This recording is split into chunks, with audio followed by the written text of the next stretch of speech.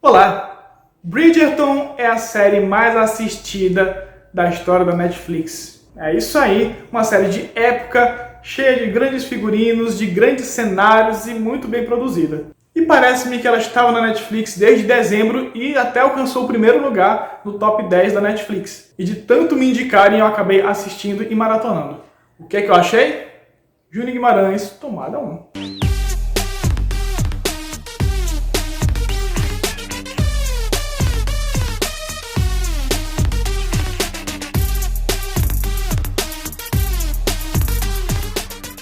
A série é ambientada na Inglaterra do século XIX e protagonizada por Daphne Bridgerton, interpretada por Phoebe Dynevor.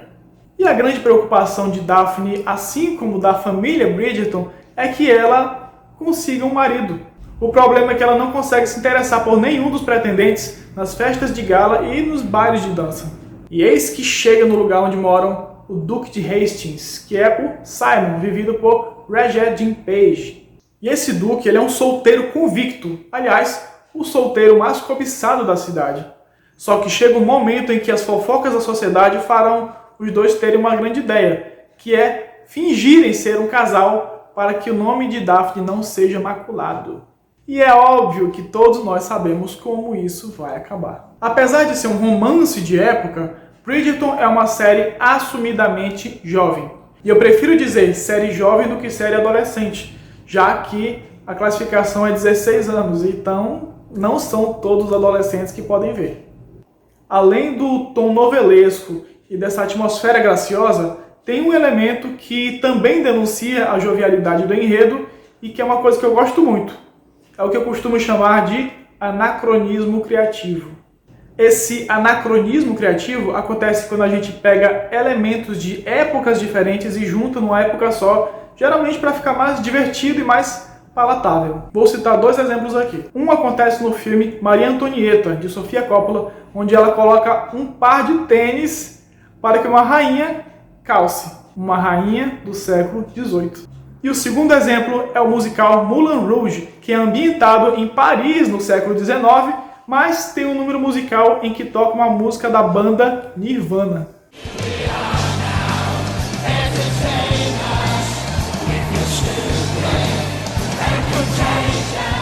Em Bridgerton, eu identifiquei isso, acho que foi no segundo ou foi no terceiro episódio, onde eles estão numa festa dançando e a música que estão tocando no fundo tinha uma melodia muito familiar e eu vi que era uma música do Maroon 5. E no episódio seguinte, outro susto, porque eu vi o pessoal dançando um baile do século XIX com a música Bad Guy, da Billie Eilish. Claro, tudo ao som de violino.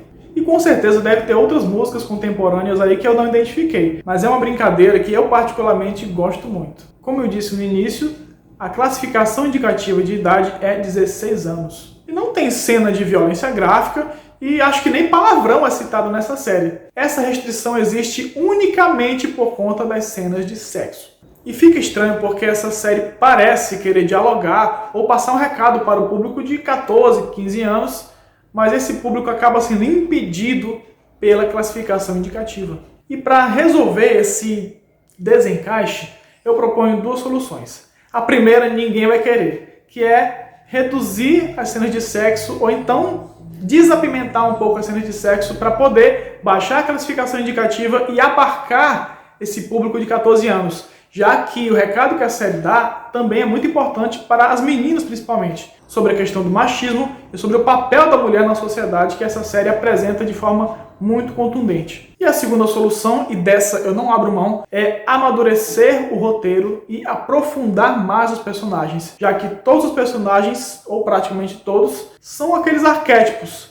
A protagonista é a típica mocinha, boazinha, inocente, o par dela é aquele sedutor e misterioso, a rainha debochada, tem uma gordinha que é tipo o patinho feio, que não tem esperança de conseguir alguém, enfim, são personagens muito unidimensionais. E os produtores poderiam aproveitar essa classificação de 16 anos e puxar o roteiro mais para cima, amadurecer mais o roteiro e colocar mais camadas nos personagens.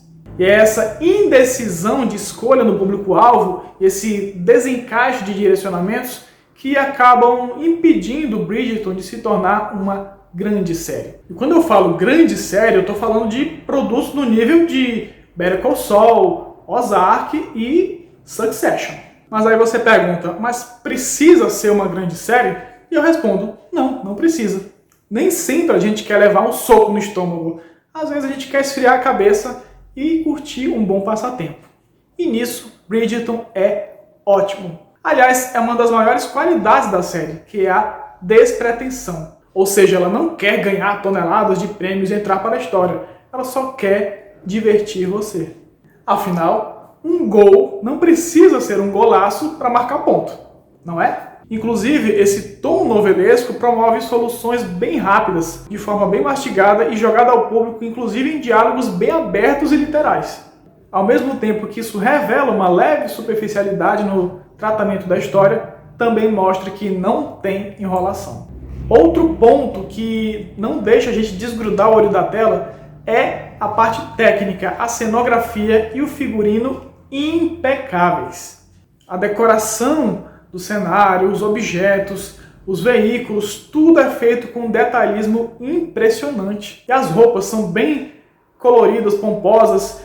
Eu vi na internet alguém reclamando do excesso de cores nas roupas. A mim não me incomodou nem um pouco, pelo contrário, eu acho que as cores dão mais pompa e mais glamour para a história, para os cenários e também para os personagens, principalmente as personagens. O elenco está bom e segura os personagens dentro da proposta da série. Começando com as coadjuvantes, eu destaco aqui Golden Rothschild, que interpreta a Rainha Charlotte, que faz uma cara de deboche que só mesmo ela. Ruby Barker interpreta Marina Thompson, que é uma jovem negra que engravida e tem a sua vida toda manipulada pela personagem de Polly Walker.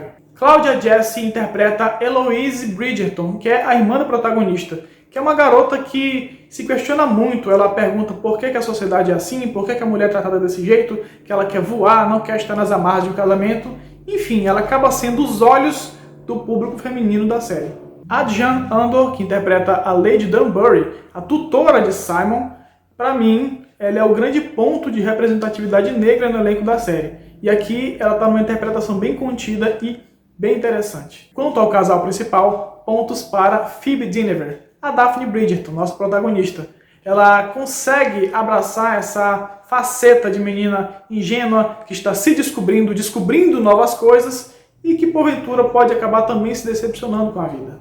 Infelizmente, não dá para dizer a mesma coisa do seu par romântico, Regé-Jean Page, que interpreta o Simon. Para mim, é o ponto baixo da série. E é justamente aquele que deveria ser o ponto alto. E, de certa forma, acaba sendo o ponto alto de uma parte do público, já que muitas mulheres assistem a série também por causa dele, por causa da sua beleza. E deve ser só pela beleza mesmo, porque que atuação ruim. O nível de expressividade desse rapaz é incrivelmente baixo. Nas cenas mais dramáticas, então, a gente sente muita falta de um ator de qualidade. Enfim, eu acho que Daphne merecia coisa melhor. E ainda tem uma personagem secreta, a Lady Whistledown, que é a grande fofoqueira da série. Ela faz o jornal, distribui para as pessoas e todo mundo fica curioso para saber quem é Lady Whistledown. A única coisa que sabemos até o último episódio é que a voz é de Julie Andrews. No Balanço das Horas, foi um grande acerto do criador Chris Van Dusen e da produtora executiva Shonda Rhimes, a lenda que criou Grey's Anatomy e a série Scandal. Eles conseguiram trazer para a telinha a história escrita por Julia Quinn, que com certeza bebeu muito de Jane Austen, que é uma autoridade em romances de época. Inclusive, o casal principal de Bridgerton, o Simon e a Daphne, se assemelha muito ao casal principal de Orgulho e Preconceito, já que em ambos os casos nós tivemos faíscas iniciais para poder finalmente engatar um romance. Inclusive, Orgulho e Preconceito está na Netflix e recomendo, viu? Bridgerton é uma série bem produzida, bonita, agradável de assistir, só que jovem demais para a classificação que tem. É uma série que nunca mergulha, mas que se sente confortável na beira da praia e acaba convidando o espectador a se sentar na praia junto com ela.